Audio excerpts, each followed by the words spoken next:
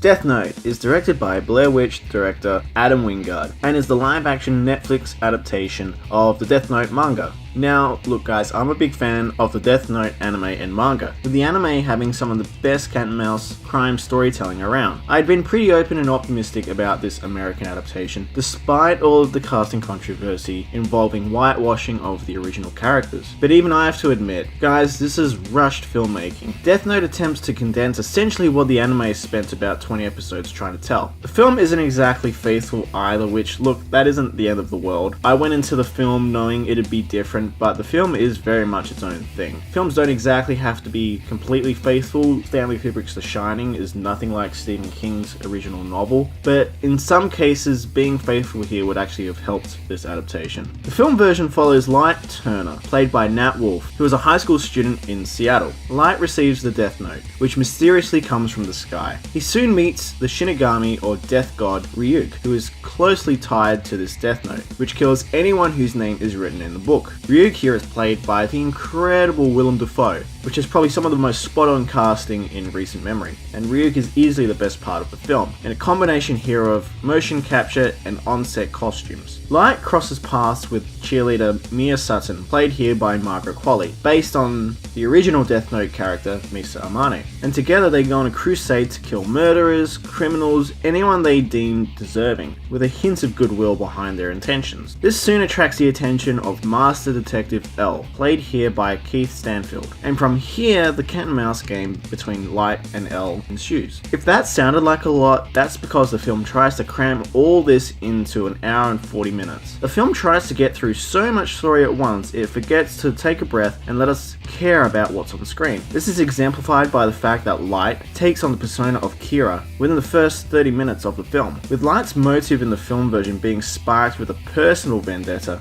rather than his own sense of justice. This version of Light is an average Seattle teen, not the uber-intelligent sociopath we see in the source material. No one really likes this Light, he is very much on his own. The movie does attempt to let us sympathize with Light when we learn his mother was murdered prior to the film, as he attempts to find the person who killed her. But this kind of plot that could spark a whole film is very abruptly wrapped up in 15 minutes. It's jarring and doesn't give us a great deal of time to bond with Light and the other characters, where Light's targets are simply victims for gore, which this film is far gorier than I'd been anticipating. The abundant gore and swearing was something the source material never really relied on, and it feels kind of misplaced here. The cast do what they can. Nat Wolff is fine, although he often overacts in a fairly over-the-top manner, as if they were trying to go for that anime style of exaggeration, but couldn't translate it. Mia Sutton is fine as Light's accomplice, but very unlike her original counterpart. A considerable question the film brings up later on could easily have been solved if they'd followed a plotline from the original source material more closely. I'm all for fresh interpretations here, but this is a situation where I definitely feel like being more faithful would have only helped the film. Ryuk and Willem Dafoe are easily the best things about this film, although there are times in daylight sequences where Ryuk clearly looks animated and doesn't fit in with the surroundings at all. Yes, he's supposed to look supernatural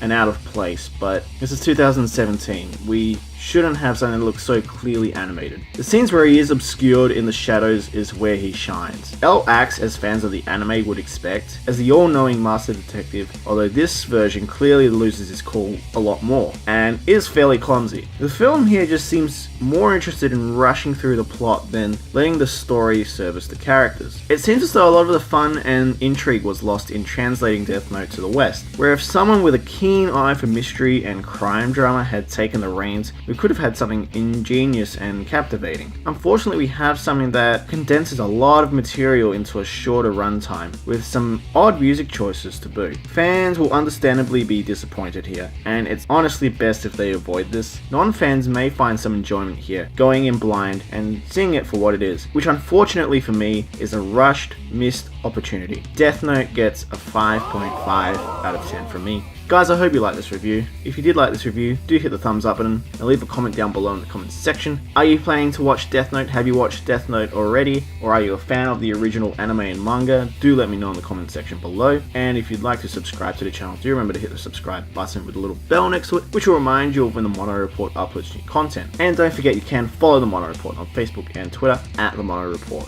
Thank you so much, guys. Don't forget to stay right here for your Mono Fix. Bye, guys.